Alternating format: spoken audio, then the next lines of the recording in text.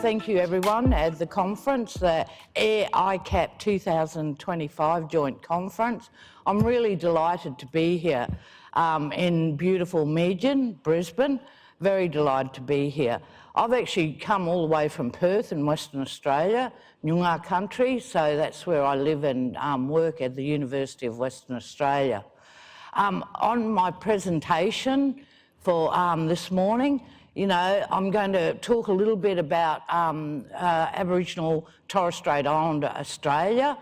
My area of research did gravitate into suicide, so I'll talk briefly about that. And the report that Andre mentioned, very important report that I feel made a significant change to how Indigenous suicide is considered. I think where I wanted to focus, though, is the development of Indigenous models of wellbeing that are coming forward, and it's just not us on our own. I think I'm really proud and excited that we're part of a movement that's happening where we see Indigenous knowledges taking their places, not just in our discipline, not just in psychology, but in all disciplines. I wanted to talk particularly about social emotional wellbeing, a concept that we've developed over time, and some of the initiatives that we've been involved in, because for us in Indigenous knowledges, it's not just about creating knowledge for the sake of it, to cogitate, although we should do that, but usually our knowledge is practical based. So they come from, the issues and solutions that our communities face. So I'll talk a bit about that, a little bit about transforming mental health and wellbeing, and about a brilliant project that we're involved in, which I'm very proud of, where we've been transforming psychology, the discipline itself. And then then hopefully there will be time for conversation. So I do have someone timing me. I plan to speak for about 45 minutes, if that, and then I'd invite comments and questions from everyone. My presentations usually are quite organic. But before I start, I would like to acknowledge I wasn't here last night for the Welcome to Country, so I'd like to acknowledge and pay respects to the traditional custodians of the lands that we are all meeting on today. We acknowledge our elders past and present, and to all Aboriginal Torres Strait Islander peoples. We acknowledge that the work, our social and emotional wellbeing, stands on the shoulders of our ancestors and leaders. So we haven't invented anything. That knowledge has always been there. We've just nurtured its emergence.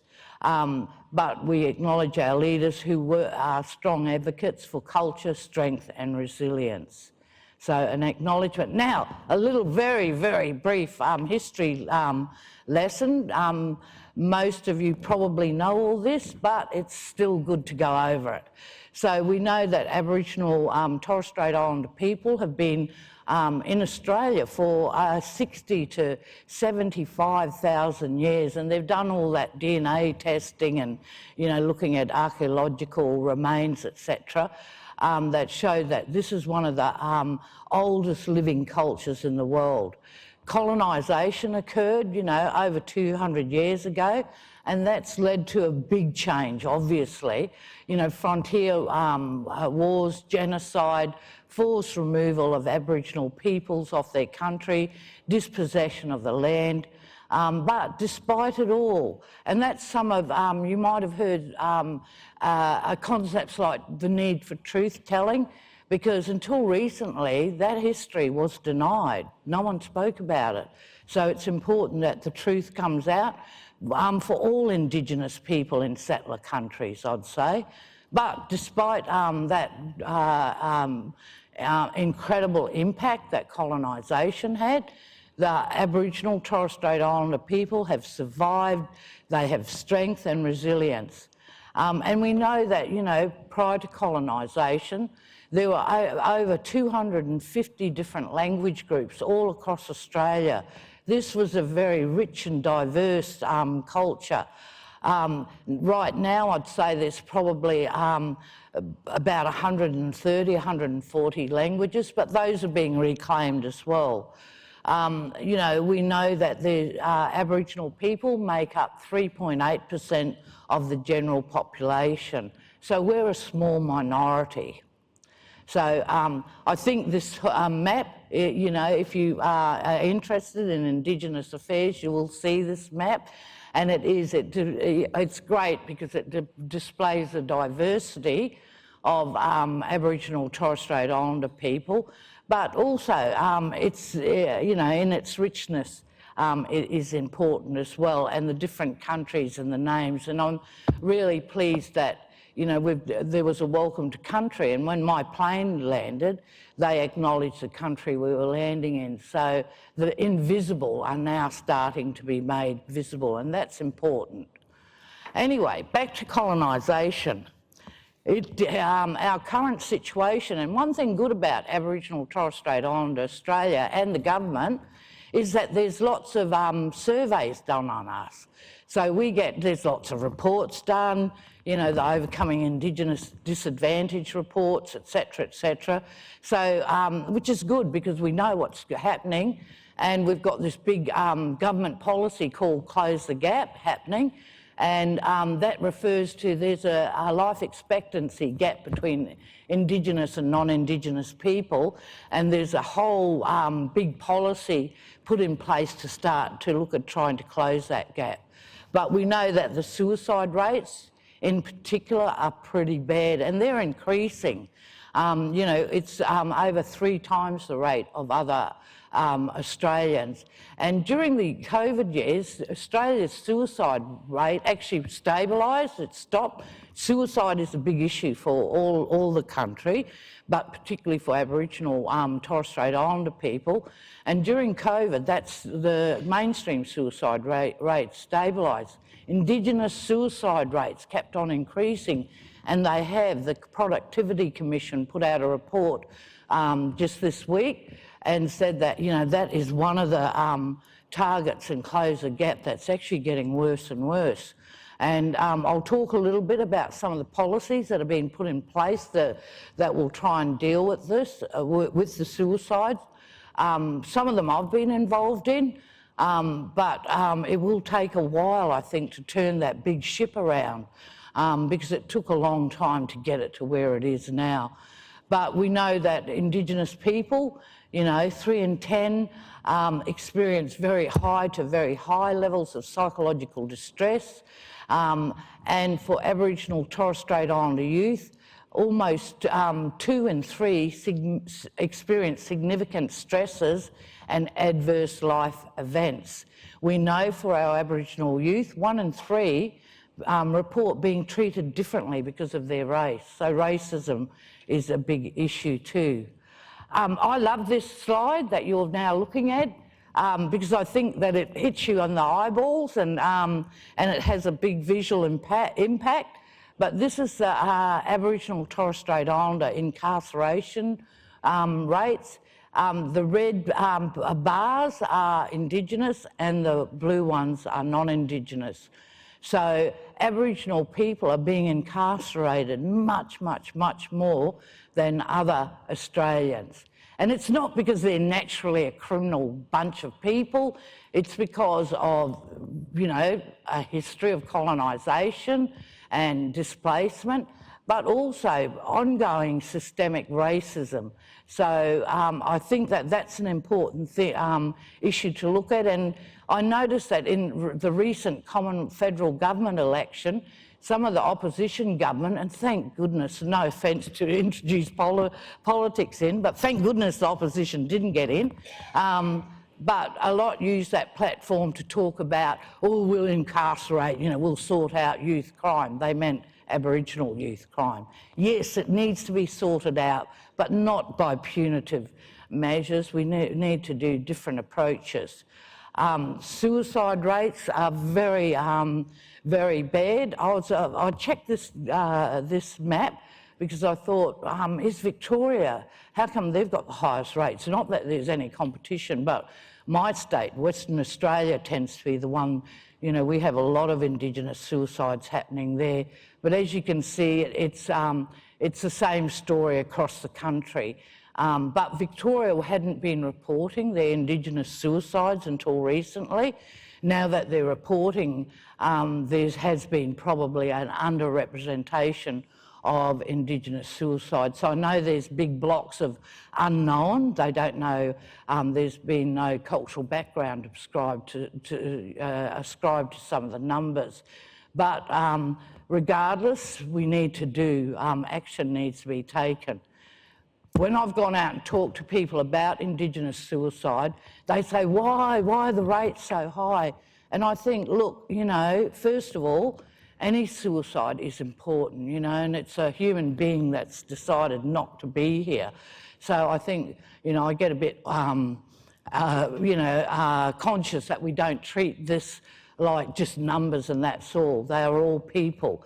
But for Indigenous people in particular, some of the reasons, there's a whole matrix of different reasons, but it's about ongoing exposure to socioeconomic disadvantage, multiple psychological stresses, grief from the premature deaths of family, community and friends, including suicide, but, you know, other violent acts and early health comorbidities, etc., violence and interpersonal conflict, transgenerational trauma, grief and loss. So they're big and important things, and also ongoing impact of dislocation and the effects of forced removal of children and mistreatment. So in Australia, like all settler countries, and I'll talk about those now directly, but part of the colonising project was also to remove children from their families and put them into institutions and reserves and train them into being menials. And that had a profound effect that has intergenerational consequence. For some people, it might be a loss of sense of purpose and meaning in life, poor health, including a number of comorbidities, severely compromised mental health and social emotional well-being, also an access gap to mental health services. So a lot of, you know, the stats have showed that a lot of Indigenous people do not approach mainstream health services. They often end up in emergency departments. So we can, you know, there have been strategies put in place to start changing that. This is not just an Australian story, this is a global one. So we've had lots of contact with people. We actually do have a World Indigenous Suicide Prevention Conference that we hosted in for the second round of that, and that was in 2018. But we come together and talk amongst ourselves. And for people in settler countries, that's countries where that have been colonised, but the colonisers are now the dominant society. The situation is the same. So in Canada, USA, New Zealand, there's disproportionately elevated rates of suicide. And actually the Indigenous psychologists from these different countries have started coming together, writing papers, looking at doing research projects. We actually did one of the Lancet commissions we were a part of, and we made sure, you know, I was asked to be a part of that, but we made sure that Indigenous scholars from the other countries were included. So while we struggle to have our own voice in place, we're not going to disempower other Indigenous people in order to say, hey, we can speak for everyone. We can't. We need to hear from different people from those other countries. Okay, going back to, Andre referred to the IACCP report, the Aboriginal Torres Strait Islander Suicide Prevention Evaluation Report. That's one of my proud pieces of work. The government actually asked us, oh, how do we, you know, when the suicide rates were becoming very pronounced, they said, what do we do? How do we fund Indigenous suicide? And so we started this big project, and it was about 1.5 years in progress. It took us 1.5 years to do. But the reason we did it is that we figured that Indigenous suicide has many causes, including cultural, historical, political, and unknown considerations. So we wanted to start the development of an evidence base for what works in Aboriginal and Torres Strait Islander suicide prevention. We completed that report in 2006. We did big desktop reviews of the literature, desktop reviews of programs that were successful, and with some apprehension, we thought, should we go and talk to the community? And then we thought, yes, let's do it. But I know that one of the things that does happen is that Aboriginal and Torres Strait Islander populations say, we get researched and consulted to death and then nothing ever happens, stop wasting our time. So we thought, no, let's go, we need to talk to the community as such and get their input. So we did. We had 12 different workshops across the country. Some were regional, some were because of the topic areas that were important, such as LGBTIQ issues, Aboriginal people in the justice system and so on. And we also convened the first national Indigenous suicide prevention conference, and the conversations and workshops, etc., actually fed into the IACCP report. So the recommendations basically, we wanted to facilitate individual and community healing, empowerment and self-determination through Indigenous leadership. The purpose was to strengthen holistic social and emotional wellbeing, address the social determinants of health and promote cultural competence and trauma-informed care. The overall messages from IACCP was that there needed to be community control and empowerment. So any projects or service needed to be grounded in community, owned by the community, based on community needs and accountable to community. Self-determination, very important still now. They should be holistic, so based on Aboriginal Torres Strait Islander definitions of health, sustainable and strength-based capacity building, because often for Indigenous communities, solutions get helicoptered in. Things happen and, it's tick a box for the government funding and then the people clear out and the community is no better off after they leave. So the community needed to be very much a part of it. Safe cultural delivery, innovation and evaluation. I'm thinking I need to speed up probably. That was some years ago. We were very proud of the outcomes. We launched it in Parliament House in Canberra in 2016, hoping that it wouldn't be just one of those reports that gathered dust and nothing would come from it. It has had a massive impact. We're really pleased to see. And in the latest National Aboriginal Torres Strait Islander Suicide Prevention Strategy that was launched late last year, IACCP is central in that. So it has had its impact and we're very proud of it. Another issue that came up during IACCP and that clicks in with suicide prevention is the need for social and emotional wellbeing. Now, we actually did have this government policy called, or framework called the National Strategic Framework for Aboriginal and Torres Strait Islanders people's mental health and social and emotional wellbeing. This was the second iteration of it, what you're looking at now. But both iterations were never implemented. So that was twice it happened, and the government spent a lot of money consulting, going out to communities, talking to people, and we were very much involved in the second iteration, but then there was a change of government and nothing ever happened. There has been a third iteration that'll be launched this year, and we believe that that will be implemented, and certainly the Productivity Commission report talked about how social and emotional wellbeing needed to be front and centre in order to start to look at, addressing Indigenous suicide.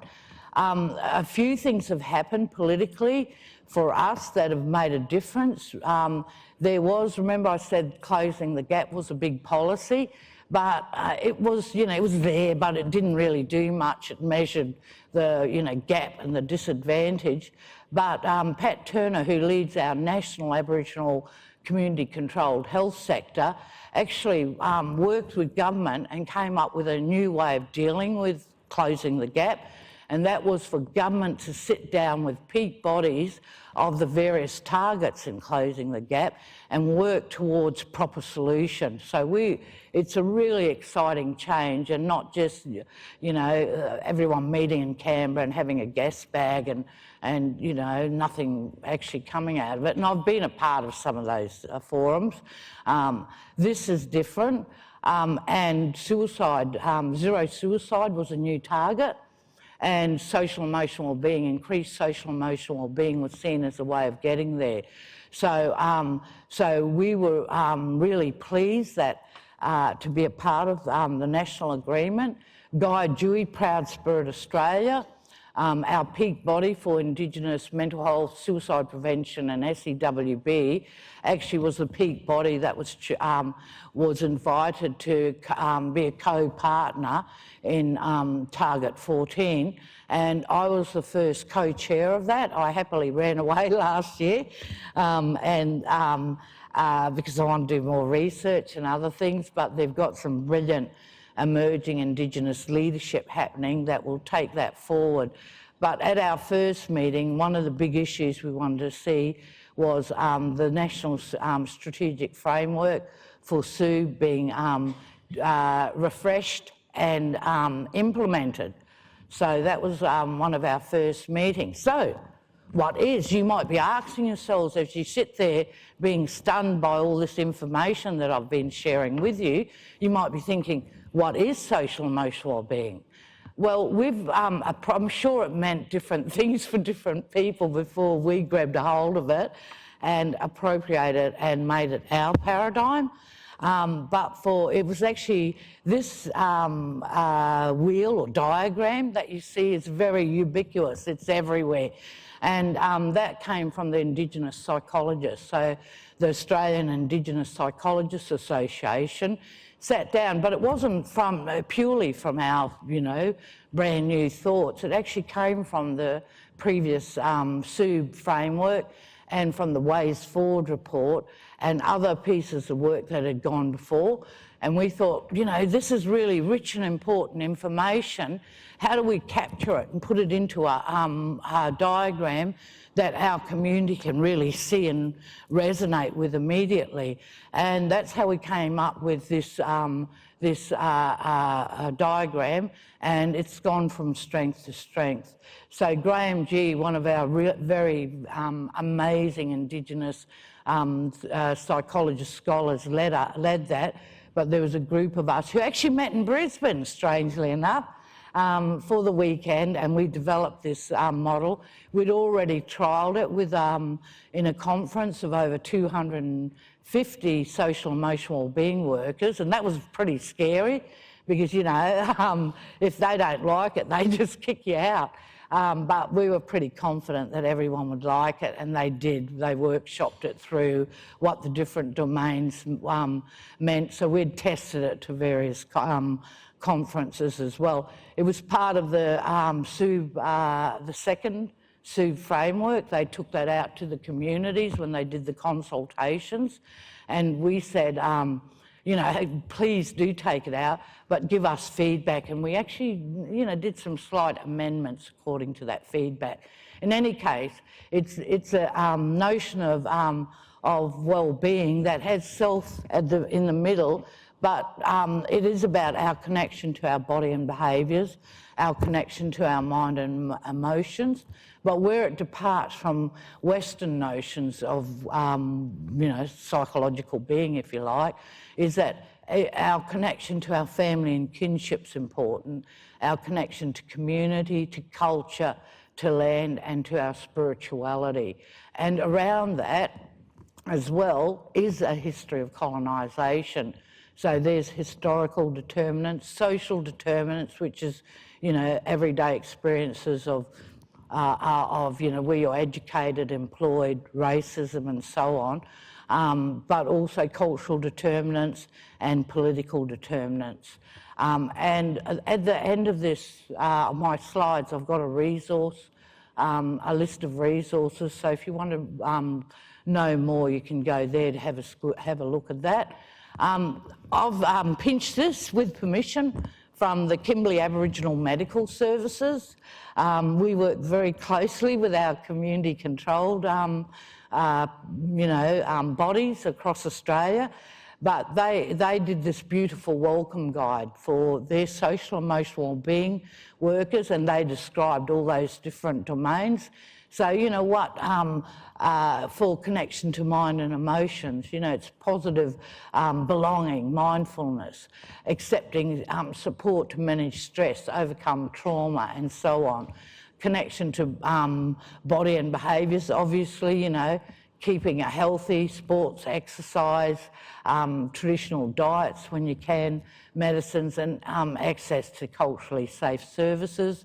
Connection to family and kinship, you know, learning your family history, sharing experiences, being part of healthy relationships and family connections and so on. So a connection to community, and then to culture, you know, learning about and involved in cultural activities and knowledge to build cultural identity, and passing on cultural activities and knowledge to young people who might have been disconnected.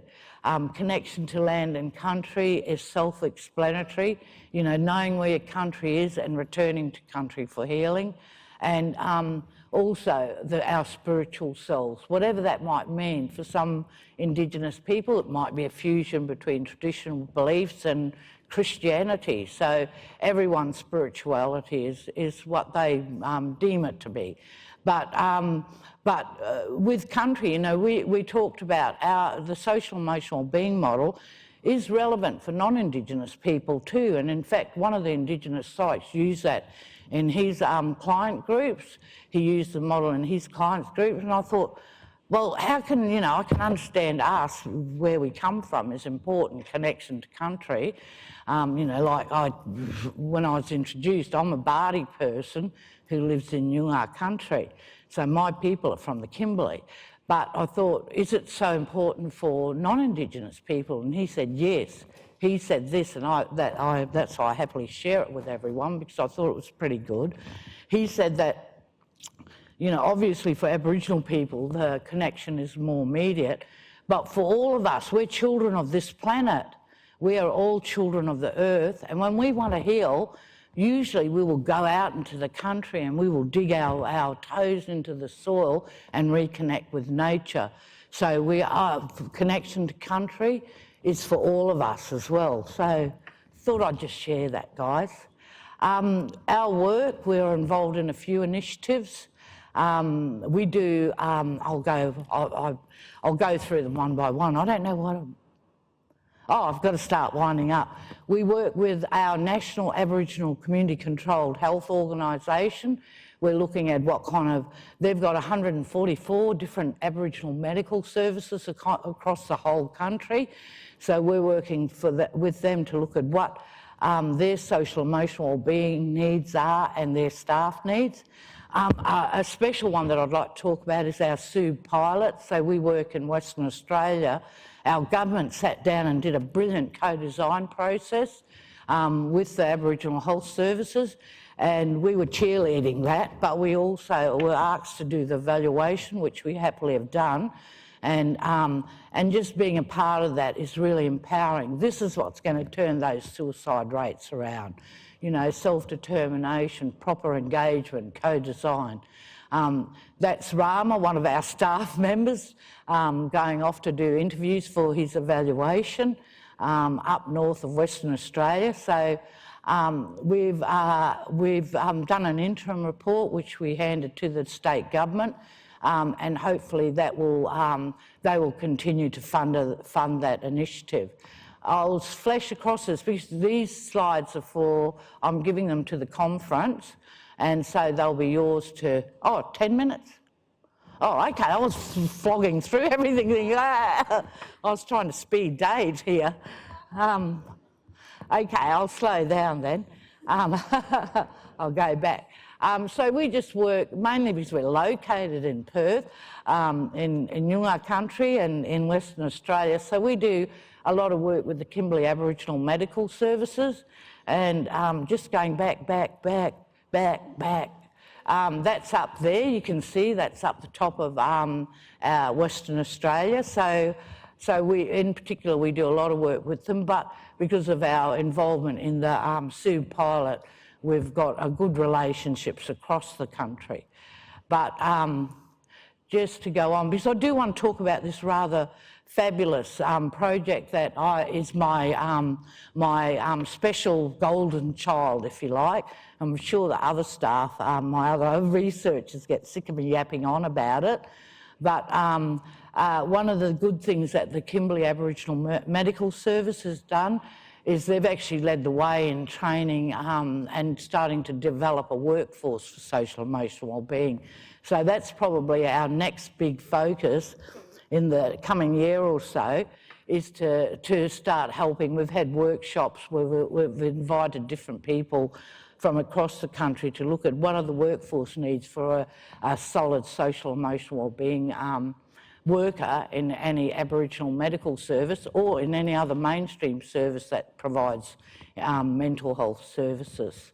So they've done a welcome guide. They've also done a wellbeing guide, because self-care is important. You know, we're talking about Indigenous workers who are in the front line all the time, and it is very challenging.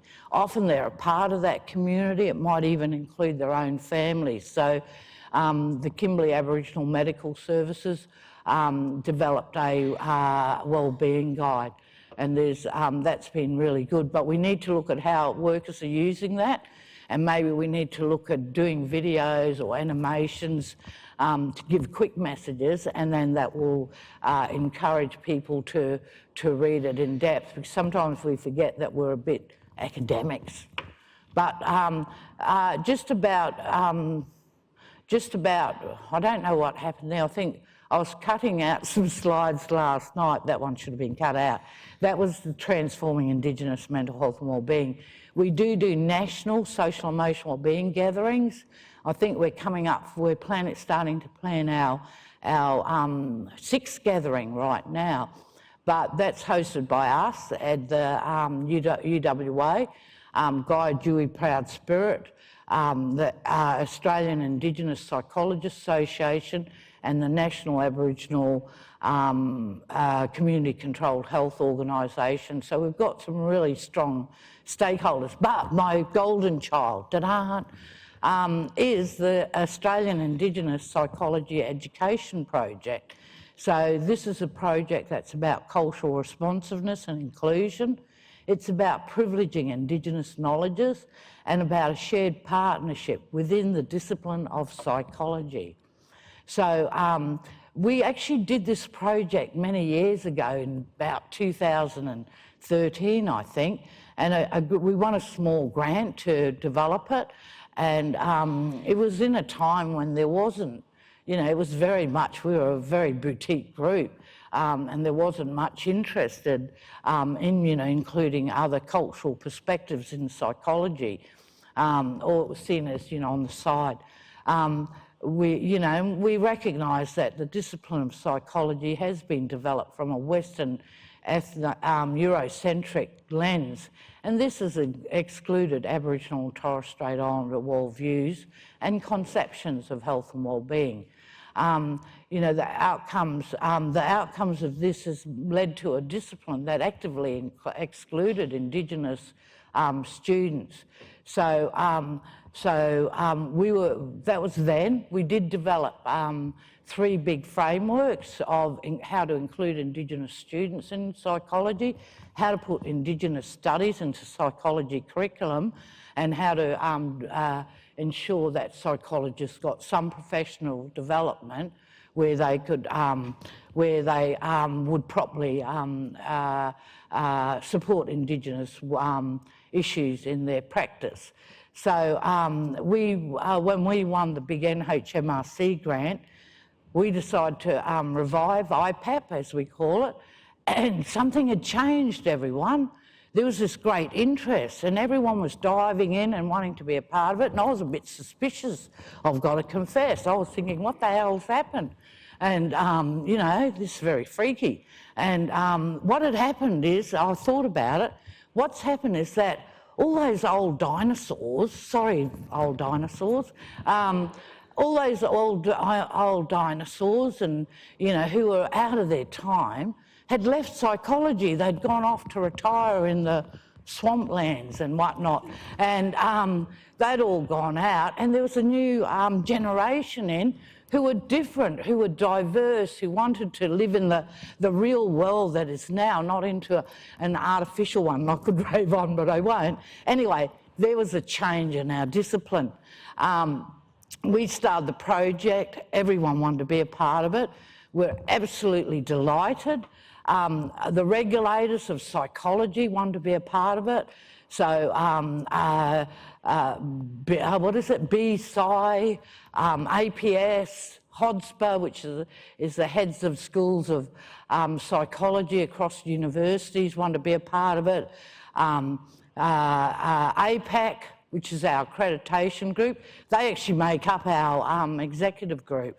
So we know that, you know, there's a deficit in the workforce of Indigenous psychologists, that there's probably only, this is a bit old, so I'd say there's about 300 Indigenous psychologists. To get parity, we'd have to go over 1,000. So that is one of our aims.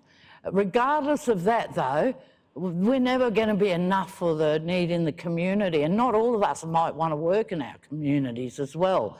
So as well as ensuring that we got Indigenous students through, we had to make sure that, you know, equally important is that psychology students in general get some understanding of Indigenous people and the issues. So that's where we've landed. We're very proud of it. We've had over 80% of schools of psychology sign up.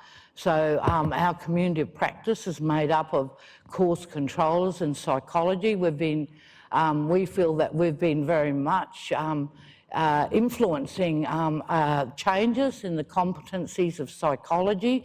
So there's a new competency that's out for consultation called competency number 8.